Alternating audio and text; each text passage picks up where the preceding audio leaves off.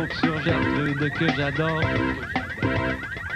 Mercredi 6 octobre 1999, la ville de Saint-Lin donnera de l'argent aux mamans des bébés de l'an 2000. Et que feront-elles avec cet argent? Déménager de Saint-Lin au plus sacrant bâtard. Et la compagnie Tempo met sur le marché des abris pour permettre aux fumeurs de têter leurs petits cylindres blancs en toute quiétude. Et pendant ce temps, la compagnie Tempac se met sur le marché.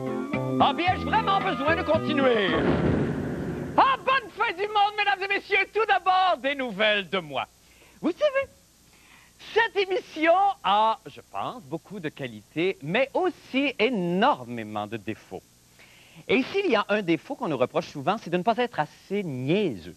Non, et ça, c'est vrai, je l'accorde, parce que malgré tous les efforts qu'on déploie, on ne parvient pas à atteindre cet état de grâce, là, la niaiserie.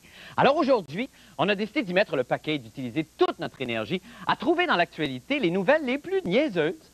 Et là, de les traiter avec une pincée de folie et un zeste de ding-a-ding-pow-pow.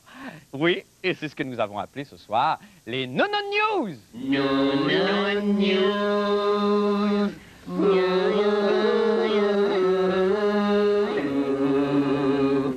Je suis bien nerveux. Je ne sais pas si je vais être capable. OK. Alors, le Forum des fédérations qui débute aujourd'hui à Mont-Tremblant et qui réunit des chefs d'État du monde entier a connu un moment de désarroi en ouverture de plénière ce matin, alors que, comme on peut voir sur ces images, Simplet, le chef de la Fédération des lutins de Blanche-Neige, a fait une apparition surprise et y est allé d'un vif réquisitoire sur le fédéralisme canadien. Simplet a terminé son allocution en offrant une interprétation sentie de l'hymne national avant de retourner, évidemment, dans sa mine. Oh,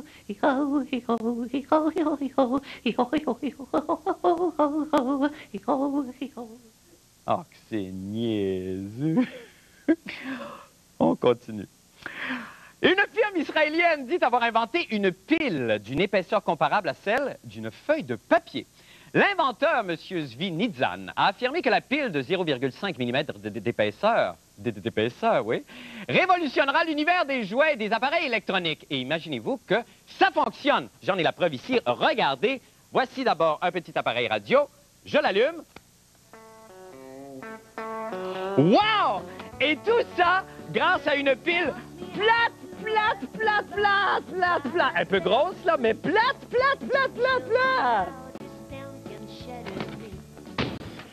Et que c'est donc ben niaiseux!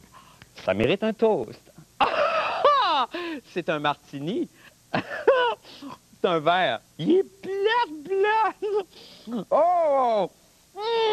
Que je maillis, c'est épouvantable. On continue. La chanteuse gaspésienne, Mme Isabelle Boulay, mademoiselle, pardon, continue d'accumuler succès par-dessus succès en France. L'inconsolable et bouclée interprète se produit d'ailleurs en ce moment même à l'Olympia, où elle chante en première partie de Francis Cabrel. Ce dernier a même déclaré au Journal de Montréal que, et je cite, « Le grand public reconnaîtra bientôt Isabelle Boulay ». Et on a des images de ça d'ailleurs qu'on vous montre à l'instant. Hey, gars, c'est Isabelle Boulay. Où ça? Là. Où? Là. Oh, là? Ouais. Oh, je la reconnais. Moi aussi, je la reconnais. OK.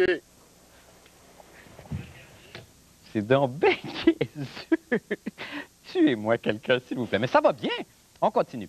L'IRSST, l'Institut de recherche en santé et sécurité au travail, se dit très inquiet pour le sort des travailleurs qui doivent côtoyer des robots. Notamment parce que les travailleurs n'ont pas un contrôle absolu sur ces appareils dont le système de mise en marche et d'arrêt est excessivement complexe, ce qui fait que les robots causent de nombreux accidents parce qu'ils ne sont pas sécuritaires. Et cela me rappelle d'ailleurs un incident qui s'est produit au bureau et qui aurait pu s'avérer très grave, justement à cause d'un robot pas du tout sécuritaire. On a des images. Attention.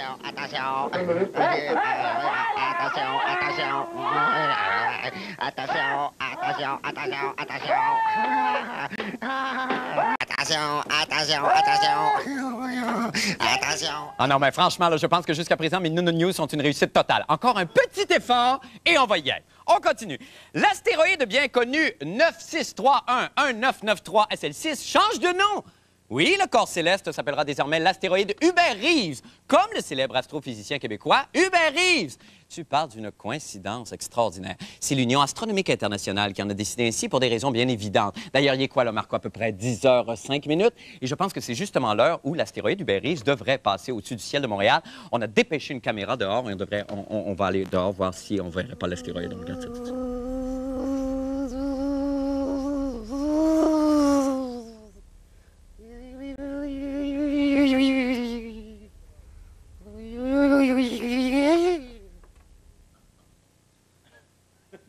C'est beau, hein? Oh non, se sent petit devant autant de niaiseries. Vous savez que dans certains pays, on exécute des gens pour beaucoup moins que ça. Hein? N'empêche, je crois que ce soir, nous avons atteint le fond du baril. Et à cause de ça, je pense que c'est le plus beau jour de ma vie, littéralement, parce qu'aujourd'hui, c'était les... No, no, no, no, no.